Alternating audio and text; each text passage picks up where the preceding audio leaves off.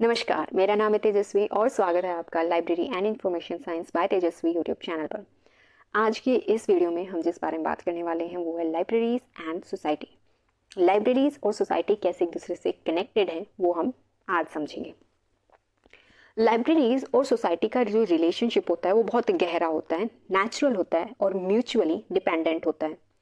Libraries सिर्फ एक अलग इंस्टीट्यूशन नहीं होती हैं, बल्कि वो सोसाइटी का एक इंटीग्रल पार्ट भी होती है। लाइब्रेरी और सोसाइटी एक दूसरे से अलग नहीं हो सकती। क्यों नहीं हो सकती? क्योंकि दोनों एक दूसरे से ही जुड़ी हुई होती हैं और एक दूसरे पर डिपेंडेंट, इंटरडिपेंडेंट हम बोल सकते हैं, तो एक दूसरे पर ही डिपेंडेंट भी होती हैं। आज के टाइम में हम ये अच्छी तरह से समझ चुके हैं कि इंफॉर्मेशन जो है वो ह्यूमन डेवलपमेंट के लिए कितनी इम्पॉर्टेंट रोल प्ले करती है। इंफॉर्मेशन लोगों को अपनी फुल पोटेंशियल को डेवलप करने में मदद करती है, उन्हें सही एजुकेशन और सही स्किल देती है और एजुकेशन स्टेज से वर्क जो लाइफ है, एजुकेशन स्टेज में जब वो पढ़ रहे होते हैं उससे फिर जब वो वर्क लाइफ में आते हैं तो उसके जो बीच का जो ट्रांजिशन है उसके लिए भी उनको प्रिपेयर करते हैं। और इसी प्रोसेस में लाइब्रेरीज एक सेंट्रल रोल प्ले करती हैं। तो लाइब्रेरीज एक सोसाइटी के लिए बहुत ही ज़्यादा इम्पॉर्टेंट रोल प्ले करती है, क्योंकि वो उसका एक इंटीग्रल या फिर एक बहुत ही खास हिस्सा होती है।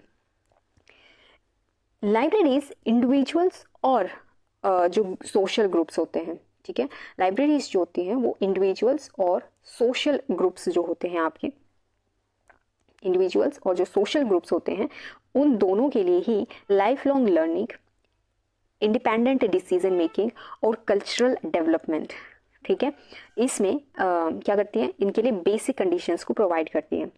लाइब्रेरीज को नॉलेज और कल्चर, दो चीज़ हैं। लाइब्रेरीज को नॉलेज और कल्चर के गेटवेज माना जाता है। क्यों? क्योंकि ये ऐसी लर्निंग अपॉर्चुनिटीज ऑफर करती हैं जो कि इकोनॉमिक, सोशल और कल्चरल डेवलपमेंट को बूस्ट करती हैं।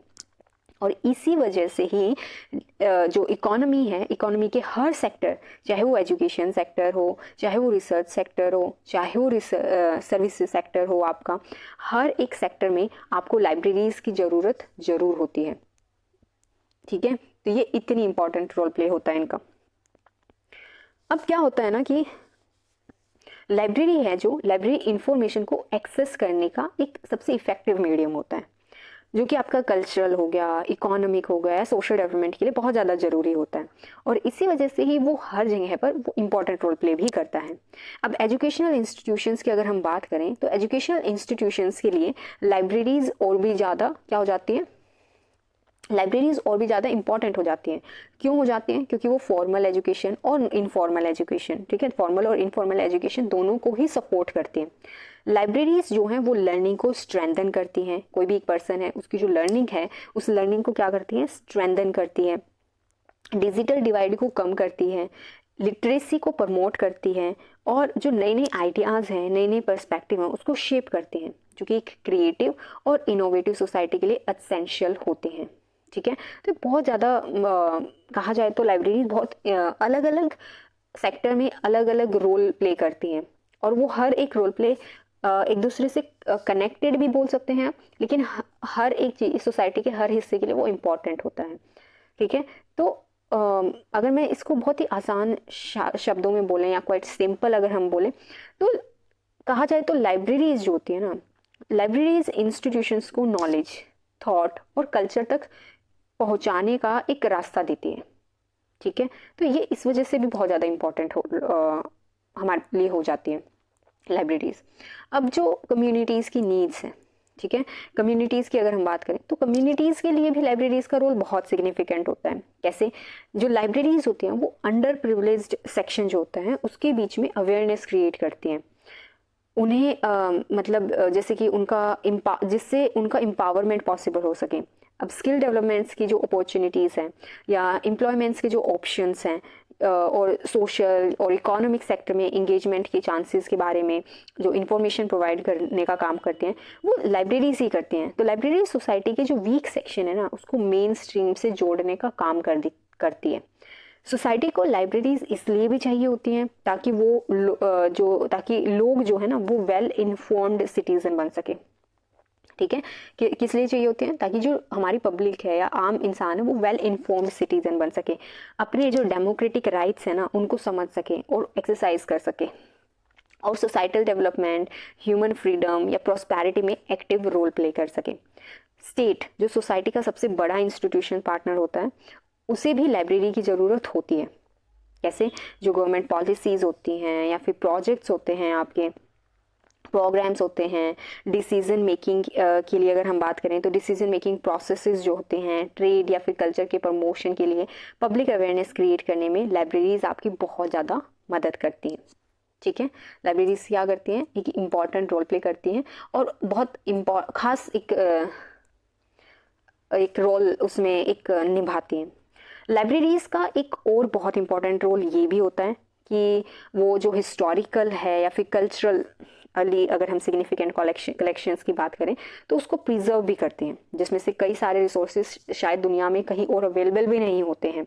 ऐसे चीज़ों को भी प्रिजर्व करने का काम लाइब्रेरीज जो हैं वो करती हैं। सोसाइटी को लाइब्रेरीज इसलिए भी चाहिए होती हैं अब क्योंकि जो प्रेजेंट और पास्ट जनरेशन है ना, तो प्रेजेंट और पास्ट जनरेशन के द्वारा जो आप क्रिएट या एक्यूमुलेट किया गया नॉलेज है हमारे पास, उसके रिकॉर्ड्स को प्रिजर्व किया जा सके। अगर लाइब्रेरीज ना होती तो शायद रिसर्च या ह्यूमन नॉलेज को आगे बढ़ाने और वर्ल्ड के क्यूमुलेटिव नॉलेज और हेरिटेज को फ्यूचर जनरेशन्स के लिए सिक्योर रखना बहुत मुश्किल हो जाता। ये इतना आसान नहीं होता है।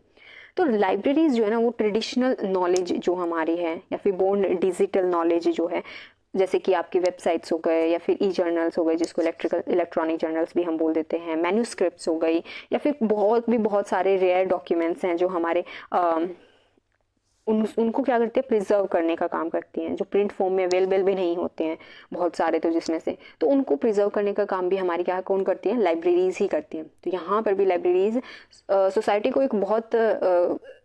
एक बहुत खास काम को आसान करती हैं और एक ज्ञान के जो सागर है उसके एक मोती को बहुत सहज और संभाल कर रखने का काम करती हैं। अब जैसे सोसाइटी होती है, सोसाइटी को लाइब्रेरीज की ज़रूरत होती है, ये हमने समझ लिया। अभी हम पीछे जितनी भी हमने बातें की उसमें हमने यही बताया कि भाई देखो, सोसाइटी के किसी भी एक हिस्से की बात कर लो, हर हिस्से में सोसाइटी को लाइब्रेरीज की ज़रूरत होगी। लेकिन ऐसा नहीं है कि सिर्फ सोसाइटी को ही लाइब्रेरीज की ज़रूरत है, बल्कि जिस तरह से सोसाइटी को लाइब्रेरीज की ज़रूरत है उसी तरह से ही लाइब्रेरीज को भी सोसाइटी की ज़रूरत है। सोसाइटी ने लाइब्रेरीज को कई तरीकों से इन्फ्लुएंस किया है, जैसे कि बिल्कुल रिसेंट अगर हम एग्जांपल ले तो आईसीटी के एडवांसेस की वजह से जो ट्रेडिशनल लाइब्रेरीज हैं उसके ऑपरेशंस और सर्विसेज में बहुत बड़े बड़े चेंजेस आए हैं। लाइब्रेरीज का जो वर्किंग एनवायरनमेंट है, आपका क्या है? वर्किंग एनवायरनमेंट है। तो लाइब्रेरीज का जो वर्किंग एनवायरनमेंट है ना वो बहुत ज़्यादा बदल गया है। एक्विजिशन जो है उसके नए मोड्स आ गए हैं, जैसे कि ई रिसोर्सेज और न्यू एक्सेस स्ट्रैटेजीज डेवलप हो गई हैं। इलेक्ट्रॉनिक एरा में लाइब्रेरीज का जो इन्फॉर्मेशन था, डिलीवरी मैकेनिज्म था, वो प्रिंट से ऑनलाइन हो गया था, लेकिन वेब बेस्ड इंफॉर्मेशन सोर्सेज और इलेक्ट्रॉनिक सर्विसेज का यूज़ बहुत ज़्यादा बढ़ गया। लाइब्रेरीज अब ज़्यादा डेमोक्रेटिक और यूज़र ओरिएंटेड हो गई हैं। एजुकेशन, सर्विसेज या फिर आपके रिसर्च सेक्टर में यूज़र्स की लगातार बढ़ती हुई संख्या ने लाइब्रेरीज की जो ग्रोथ है, लाइब्रेरीज की जो एक्सपेंशन है और जो कोलैबोरेटिव आपके सिस्टम है उसको क्या किया है? और भी ज़्यादा स्ट्रॉन्ग बना दिया है। क्या कर दिया? उसको और भी ज़्यादा स्ट्रॉन्ग बना दिया है। सोसाइटी की अलग अलग जो ग्रोथ हो रही है उससे आपकी लाइब्रेरीज में भी बहुत सारे चेंजेस देखने को मिल रहे हैं। अब जैसे जैसे सोसाइटी जो है वो आपकी मॉडर्नाइज हो रही है, तो जैसे जैसे सोसाइटी मॉडर्नाइज होती जा रही है वैसे वैसे यूजर्स की जो एक्सपेक्टेशंस हैं, यूजर्स की एक्सपेक्टेशन किससे? लाइब्रेरीज से, वो भी बदलती जा रही हैं। मॉडर्न सोसाइटी में हर एज ग्रुप का, चाहे वो मैन है, विमेन है, चिल्ड्रन है, हर क्लासेस ऑफ पीपल, चाहे वो रिच है, मिडल है, इनकम ग्रुप है, पुअर है, स्कॉलर है, आपके कोई टीचर्स हो गए, स्टूडेंट्स हो गए, सेमी लिटरेट या फिर बिल्कुल इलिटरेट भी अगर हैं, physically handicapped, blind, different races, ethnic groups या फिर बहुत सारी, मतलब आप किसी भी तरह के आप अलग अलग यूज़र्स की बात कर सकते हैं। तो अब आपके जो यूज़र्स हैं ना वो बहुत ही वाइड या फिर वास्ट आप बोल सकते हैं कि अलग अलग अलग अलग क्योंकि मॉडर्न सोसाइटी है, मॉडर्न सोसाइटी में आपकी बहुत एक लाइब्रेरी के बहुत अलग अलग तरह के यूज़र्स हैं और इन सबको एक ही टाइप की इन्फॉर्मेशन तो सर्व करना लाइब्रेरीज के लिए एक बहुत मतलब बहुत बड़ा चैलेंज हो जाता है, क्योंकि इनके इंटरेस्ट और इनकी जो नीड्स है या फिर इंफॉर्मेशन रिक्वायरमेंट है वो एक जैसे नहीं होती है। किसी की जो नीड है वो बहुत सिंपल हो सकती है, तो किसी की ऐसी भी हो सकती है जो बहुत ज़्यादा कॉम्प्लेक्स हो, जो उनकी एक्टिविटीज़ हैं या जो उनके इंटरेस्ट हैं उनको रिफ्लेक्ट करती हैं।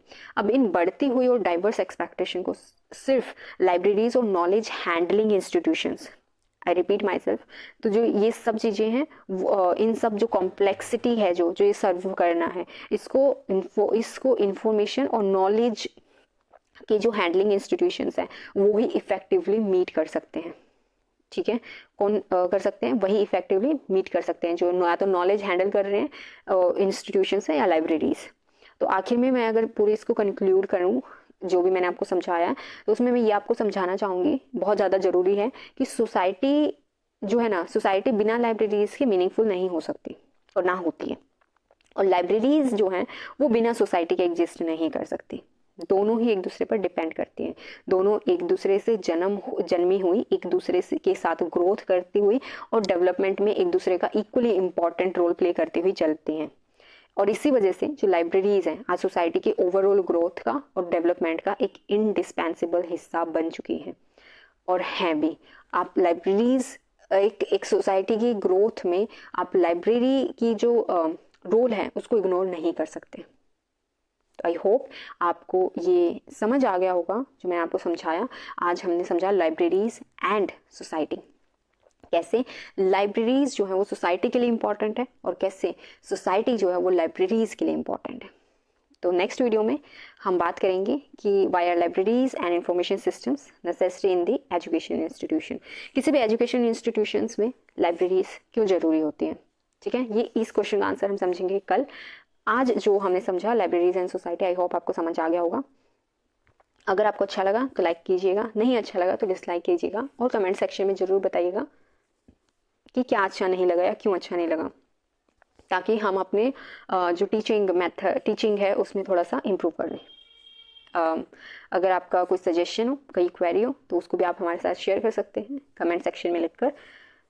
अगर आपको अपनी लाइब्रेरी की फील्ड में अगर आपको अपना बहुत ज़्यादा स्ट्रॉन्ग फाउंडेशन क्रिएट करना है और अपना नॉलेज को बहुत ज़्यादा स्ट्रॉन्ग बनाना है, तो आप हमारे चैनल के साथ जुड़ सकते हैं, library and information science by Tejasvi YouTube channel पर। I will meet you in my next video, जिसमें हम बात करेंगे कि एजुकेशन इंस्टीट्यूशंस की लाइब्रेरी और इंफॉर्मेशन सिस्टम्स क्यों ज़रूरी हैं। I will meet you in my next video. Till that stay blessed, stay happy, thank you.